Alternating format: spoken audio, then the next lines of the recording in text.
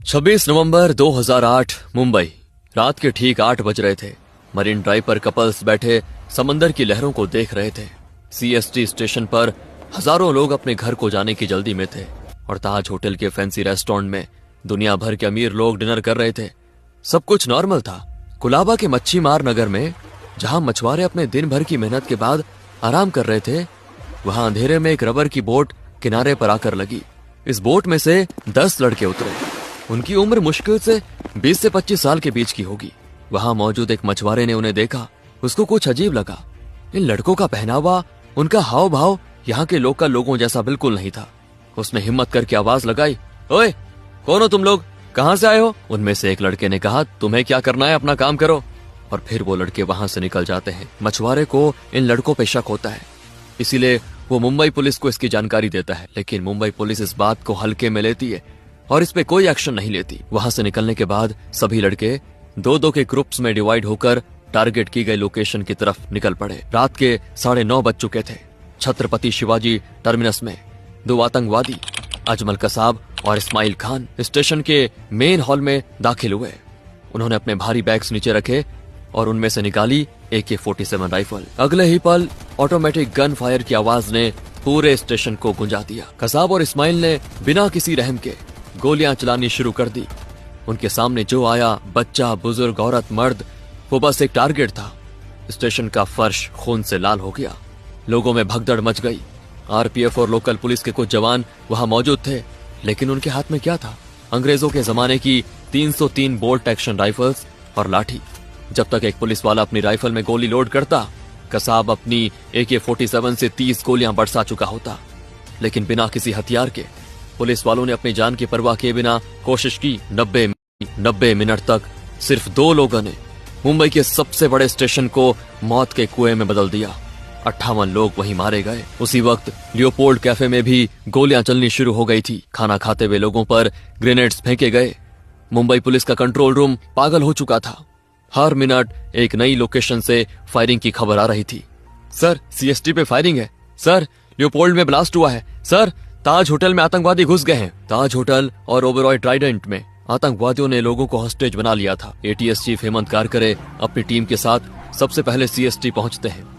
इस टीम में एसीपी अशोक कामते, विजय सालस्कार, head constable Arun Jadhav और 3 सिपाही भी मौजूद थे। लेकिन अजमल कसाब और इस्माइल खान सीएसटी पर खून की नदियां बहाने के बाद कामा हॉस्पिटल की तरफ भागे थे। इसकी खबर मिलते ही एटीएस चीफ हेमंत कारकरे अपनी गाड़ी को कामा हॉस्पिटल की ओर मोड़ देते हैं।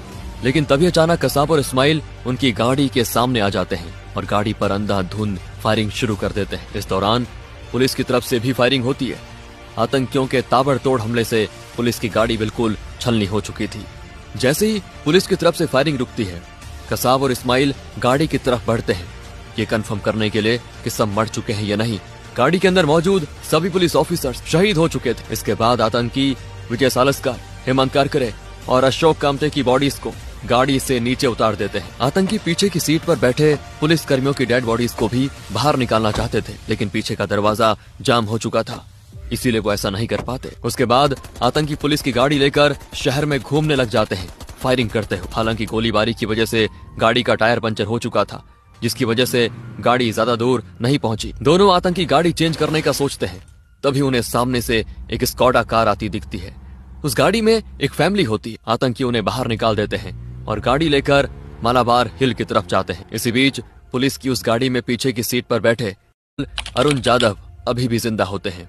उन्हें सिर्फ कंधे पर गोली लगी थी और वो मरने का नाटक करते हुए आतंकियों के हर प्लान को सुन रहे होते हैं। जैसे ही आतंकी पुलिस की गाड़ी छोड़कर निकलते हैं, अरुण जाधव तुरंत पुलिस कंट्रोल रूम को आतंकियों की डायरेक्शन के अपडेट्स दे देते हैं। गिरगांव चौपट्टी पर एक नाकाबंदी लगाई गई थी।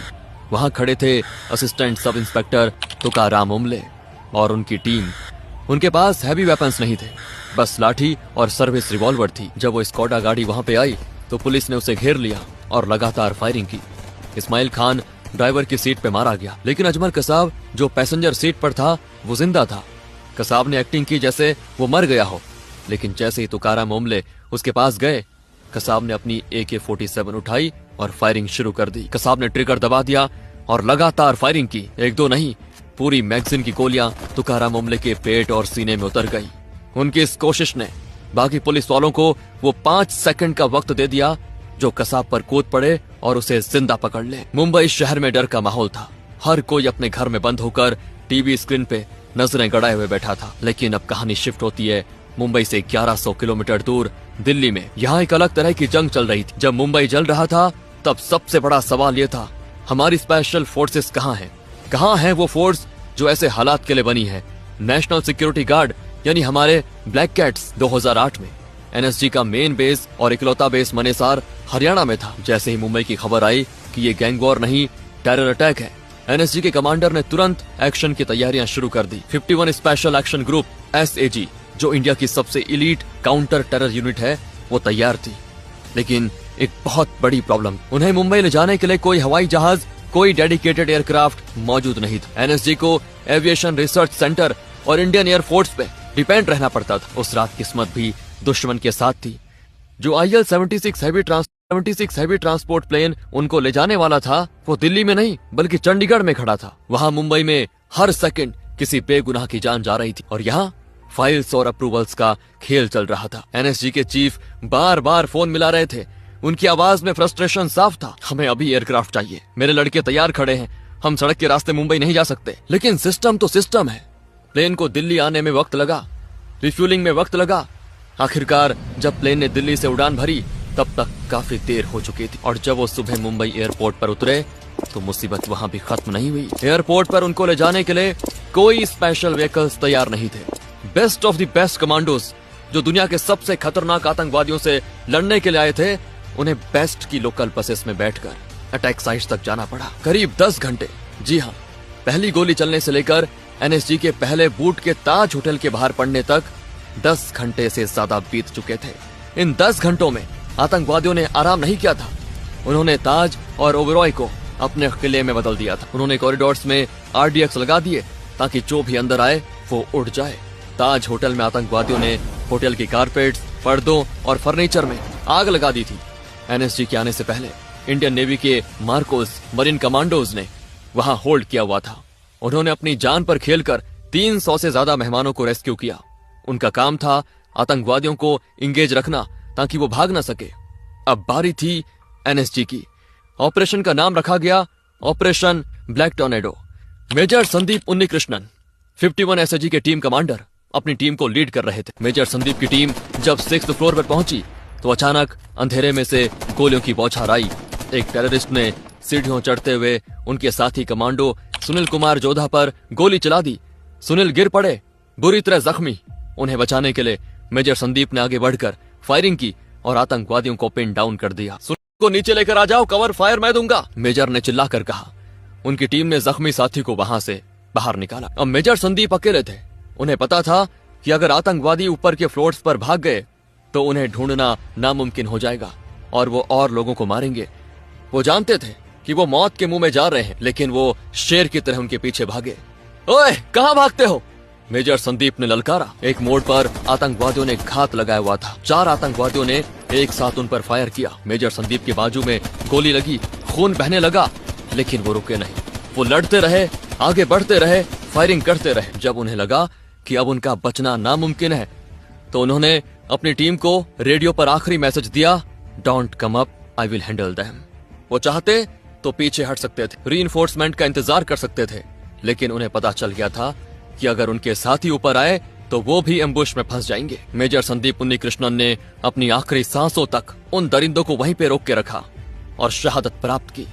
उनकी कुर्बानी ने उन आतंकवादियों को वहीं फंसा दिया, जिससे बाकी टीम को उन्हें घेरने का मौका मिल गया। आतंकवादी लिफ्ट शाफ्ट्स और सर्विस स्टेयर्स का इस्तेमाल करके अपनी लोकेशन बदल रहे थे। ताज के साथ साथ ओबेरॉय ट्राइडेंट में भी यही हाल था, लेकिन वहां सिचुएशन थोड़ी अलग। वहां 2 आतंकवादियों ने 18वें फ्लोर के रूम 1856 को अपना बंकर बना लिया था। कमांडोज कमरे के अंदर घुस जाते हैं तो वहीं होटल के सामने एयर इंडिया के बिल्डिंग के 11वें फ्लोर पर स्नाइपर्स को तैनात किया जाता है। जिस कमरे में आतंकी मौजूद थे उसकी खिड़की पर स्नाइपर्स की तरफ से कई राउंड्स फायर किए गए, जिसमें एक आतंकी ढेर हो जाता है। वहीं कुछ ही देर में कमांडोज दूसरे आतंकी को भी मार गिराते हैं। इस तरह 28 नवंबर की दोपहर 3 बजे तक ओबेरॉय से 143 हॉस्टेजेस को जिंदा बचाया गया। लेकिन असली चैलेंज अभी बाकी था। नरीमन हाउस जहां जूइश कम्युनिटी का सेंटर था, वो कोलाबा के एक बेहद ही तंग और कंजेस्टेड गली में स्थित